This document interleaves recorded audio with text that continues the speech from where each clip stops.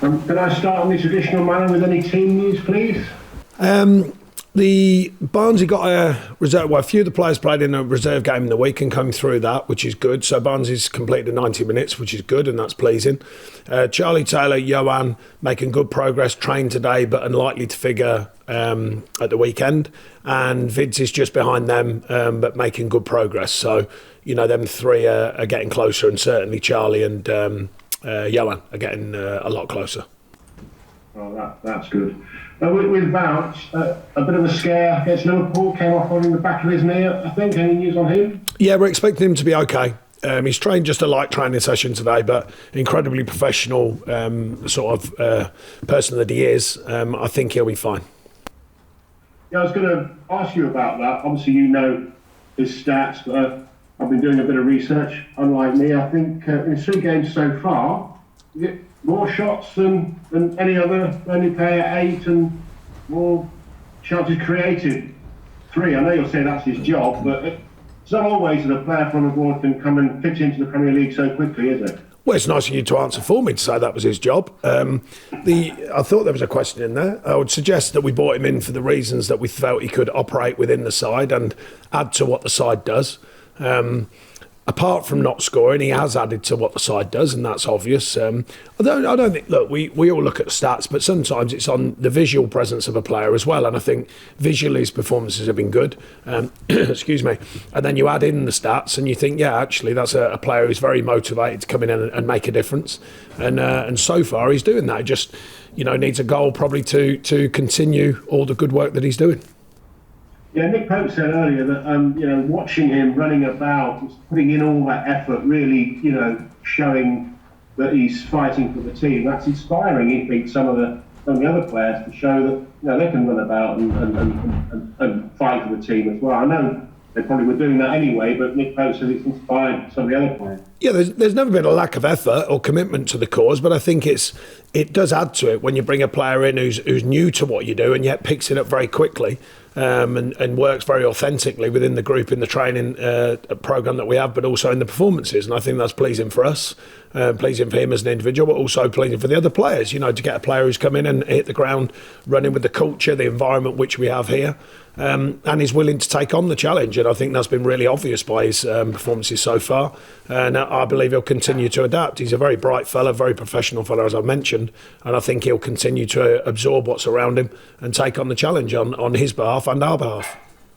Those goal scorers love to score, so when that goal does come, that'll be an extra little bit of motivation for him, that extra bit of help. Yeah, absolutely. Well, the key to it for me, I've always said it, is I never question my players' final moment of truth. I only question if they're not getting in the right areas, and he is definitely getting in the right areas.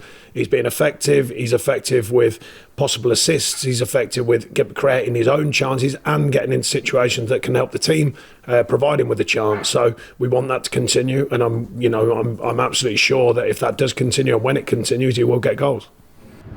The number of draws you've had, obviously you've been on a good run, but maybe ideally would have picked up more points from that, just losing one in the last 4. But the number of draws that you've had, does that mean that the league position is a false position? No, the league position is the truth. That's the way the league works. You'd only offer that. I think our performances are beyond where we are, and some of the stats are beyond our historic stats in the Premier League are beyond where we are at the moment. But no, the league doesn't lie. It never does. That's the reality of it. It's a draw specialist versus the draw specialist, isn't it? On Saturday, I think Brighton, the only team draw more than you this season. Yeah, I mean, look, they're a good outfit. I think they've invested over the last few years, and I think the change of managers, both managers actually, in Chris, and then the work that Graham's doing, they've added their own feel to it, and I think Graham's doing a really good job there. Slowly but surely for them. Their last couple of seasons, they've been really close come the end of the season and needed a win or so to get over the line, but they've shown this season that it's that kind of more experience maybe to their group, a bit longer time working with the coach and coaching team. They're a good outfit. I mean, I always thought they are. And they've added in then moments that count. And we've never been far away from that ourselves, but there lies the difference. They have, and we haven't on occasions, and I think that's been the difference of the season. But they're a good outfit. I like what Graham's doing down there and his staff and the players. But like I say, it's another challenge of the Premier League, and we know the Premier League well. This is something you've been asked before, of course, and I'm sure you'll be asked again, but it's worth updating every time we have a few games. In terms of the fight for relegation, Everton, Leeds, Brentford, Palace, all maybe with a chance of being dragged into it. So you're seeing now maybe 3 from 7? I'm only interested in us, not bothered about all them. It's our story, our journey, that's all I'm interested in. Are you a boxing fan? No, I don't know anything hardly about boxing other than the prowess of many of the legends in boxing. Okay, well, I'll ask you my final question. Probably best not to. Thanks a lot. Cheers.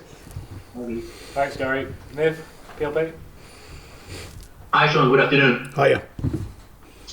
I was wondering how pleased are you with the resiliency your players showed in the last several weeks? We saw it against United, against Liverpool, against Arsenal as well.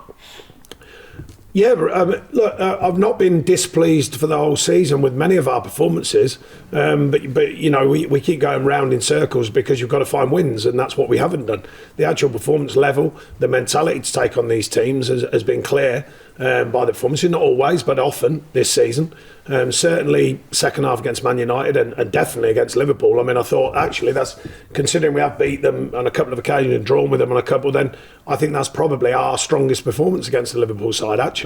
But we didn't get the win, and that's kind of been not the story of the whole season, but there's been big parts of the season where we played very well and not won a game. And so the mentality is firm, the physicality is firm. Our stats were excellent against Liverpool, and they're renowned for running hard, but our stats were way above theirs and that side of things.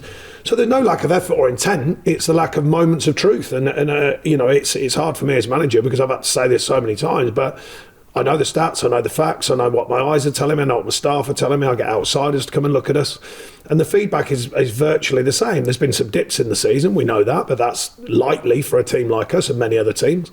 But there's been periods of real strength, and I think the last 4 games we've had some really strong performances, and arguably haven't got what we deserve, but you just hope that you keep working at it, you keep trying, you keep demanding off the players, they keep demanding off themselves, and then you do get your rewards, and that makes it a story of the season, because it is often a story of our whole season for us, and it is turning out to be that this season so far.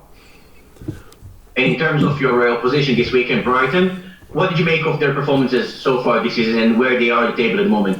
Yeah, I like them. I like what the manager's done there over a period. I like the fact that he's done it in a slow, methodical manner, and you know, been allowed the chance to do that as well. Because a couple of seasons they've been close, you know, at the end of the season where they've had to win a game, had to nick a couple of points to make sure they're all right.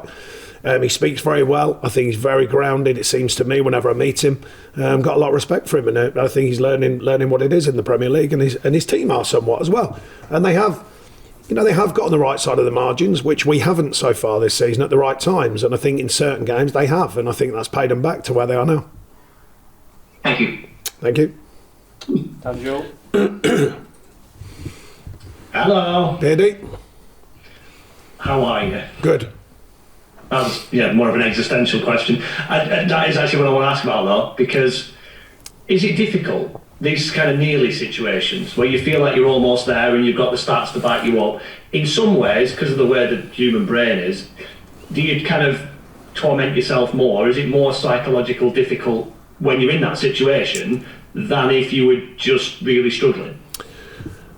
I think the toughest thing it aligns you with is you know, there's something I've always believed in management, or I've learned actually, is sometimes when everyone's clambering to change everything, you sometimes have to see through it and change nothing. And that's the hardest decision to make, because we're so close to getting things right, but we haven't got things right. So therefore, you're always wondering how far you tinker with it and how far you keep it as is. And, you know, the last 4 games are a great example of that. You know, we've got 3 points out of 4 games, but if you watched the games, you'd think, they've been hard done by to only get 3 points out of them games, you know.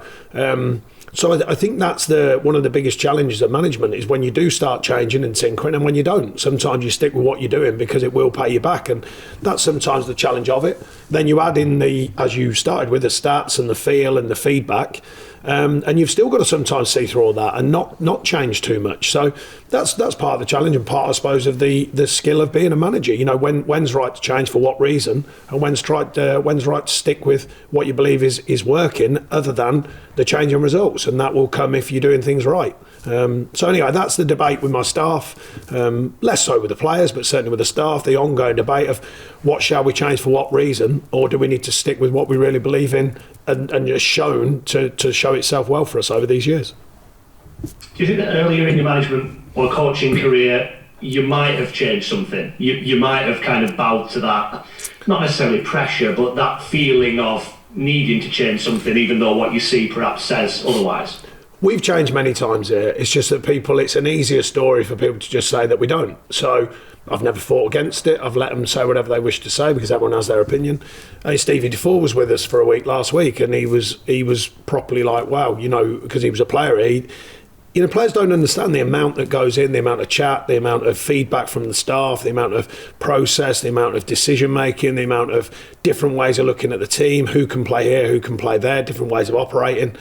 And other times you go back to the simplicity of getting your best players in the right slots, and that can sometimes be as simple as it gets. So there's an ongoing debate for all managers, all staff, of what you mess around with, what you leave alone. I think the idea of experience, it just helps you balance it out a bit more. The feedback, the decision making, the process, if you like, and stay. I think experience maybe just gives you a bit more calmness, a bit more clarity to your thoughts. But when all noises are around you, I don't, as you well know, Beardy, I don't read all the noise. I know what I do, I know what my staff do, I know what the players do, and I really focus on that. But as I've told you before, people will let you know what the noise is saying, and quite readily. It's the strangest thing in life. They'll certainly send you messages. Oh, did you read that? Did you hear this? And you go, all right. You don't want always sending that when we were 7th in the league. So they're like the twist in the tail of the psychology of human beings. Is it important to be able to switch off from it? To be able to do something that's just not football related? Not necessarily consciously ignore the football side of it, but have other stuff going on? Yeah, well, I think that's another thing that comes with more experience and age as well. You've got to find a balance to what you do. It is tough at times, particularly when you're not winning, of course. Wins make everything feel just a little bit better around you, your life and everything. But I think I've not been too bad with that ever since I've been doing it. And as a player, I actually felt I needed to switch off. I wasn't football obsessed when I was a player, watching every minute of every game. I'm not as a manager, because I personally think to stay hungry for what I do, I need a break to just step away. And there's various things that you do to do that, many different things, but it's not easy, because you still, when I say the word break, by the way, I don't remotely mean that you just go, oh well, and you shut off. It's still there, it's still just rolling around at the back of your mind, but you just learn to calm that down and and change your view of whatever the moment is, and take some form of a rest from it, but it's still always there, to be honest. It's still just revolving around inside you. Is it the same for players? You mentioned your own playing days there. Yeah, I think so. I mean, like I say, I wasn't football obsessed as in watching every minute, as I said, of every game, but it's still there, and you're still watching what you eat, and you're still watching, your rest, and you're still, even in my day, it's changed a lot, but even when I was playing, particularly at the last sort of 5 years or so, I think particularly when I was at Millwall, actually, the diet side started coming in really strong, and I was really into that, the fitness side, looking after myself. So yeah, the next game's never far away, so you are watching what you eat, how you rest, whether you can switch off a bit, the times if you have a couple of beers or whatever, that you are monitoring that all the time. So not always your performance, sometimes the prep for the next performance, whereas as a manager, it's more about the actual performance, not so much the prep. There's lots of staff members who can keep an eye on the prep, I still oversee it, but it's the actual performance and what we need to get that performance. I know from years of experience that playing poker with you would be a bad idea, Sean, because you don't give too much away. But as far as the sort of toll of the position that you're in the season that's been so far, is it as stressful as it's been? Well, the easiest one to answer by the poker, I don't gamble. So it'd be a really tough game to play poker with someone who doesn't gamble. So I think I'm good at the poker face if I'm not sitting at the table. It's a weird job to explain, football management, and that's why I have total respect for every manager, no matter what the level is. I know managers across from the non-league scene right the way through all the divisions. I have respect for all of them. It's not always about like or dislike. It's just a total respect, because it's such a peculiar job. I've said many times, it's one of the rare jobs. I mean, there must be others out there. One of the rare jobs where people actually tell you what you're doing wrong, and you're like, what do you do for a living? And they go, I'm a whatever, let's say not football manager, and yet they actually tell you what's wrong. I don't tell the doctor what's wrong. I don't tell the lawyer what's wrong. I don't tell the plumber what's wrong. I don't tell the electrician what's wrong. I ask him, but I don't tell him. So it's a peculiar job in that sense. But you learn to deal with that. You learn to deal that people are so involved in their clubs and their teams, and they get so into it that they actually start telling you what you're doing wrong. Not very often right. They like to say what's going wrong. Now and again right, to be fair, especially the Burnley fans, I must say. They do tell you when it's going right and what they're enjoying and all that sort of stuff. But you understand the train of thought, but you just learn to deal with it over the years, and it just becomes part of your life and part of your job and part of your responsibility. On Brighton, you mentioned recruitment. Recruitment-wise, have they found a good balance of bringing players in but being able to integrate them into something that they've been working on for a while with the personnel that they've got? I think they've had a huge risk and reward there, because it's, the one that we've spoken about and I've spoken about openly for our club here is that you don't really hear about the players that haven't done well, who they spent, tens and tens of millions on. You hear about the ones that are doing well. So they have recruited sometimes where it hasn't gone well, but they have kept at it. They have kept recruiting and kept putting their hand in their pocket to try and get the right balance. Then I think you had the coaching teams, varying ones. Obviously, I know Chris, a good operator, very good operator in many ways, and then Graham's come in to give it his feel. And I think slowly but surely they've found a model that works for them, and that's appropriate for that club. Big backer who's put a lot of money into the whole club, not just the team, as you know, the stadium and everything, and done an amazing job. It must be said, the backing there, the financial backing, have done an amazing job.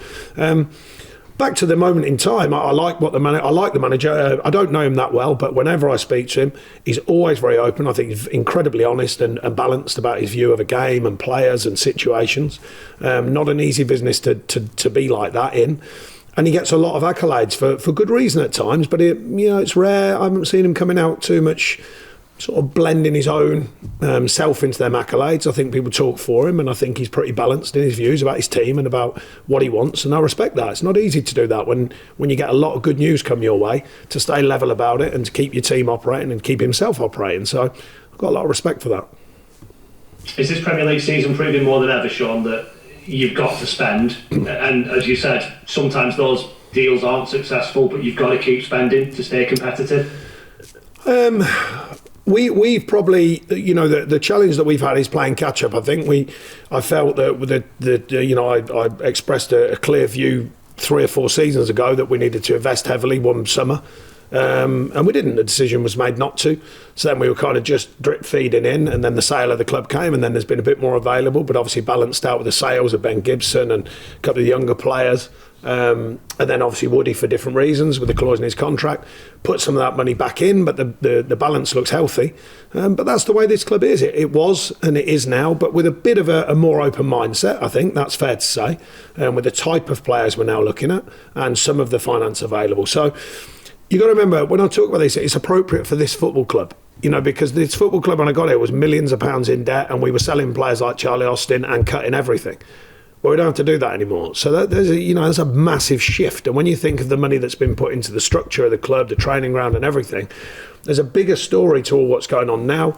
But the fact is, no one really worries about that, nor should they. Our fans shouldn't, because that's been done. What they should be looking at is the team and the place in time that we are, and so do I. And that's what I focus on. But I'm well aware of the bigger picture of what we try and do against the norms of the market. Going back to your point about spending, we have our version of it against teams who, whether they can afford it or not, often go out and spend quite a lot of money, sometimes fortunes, and play the risk and reward game that you mentioned of success and failure with the players they sign.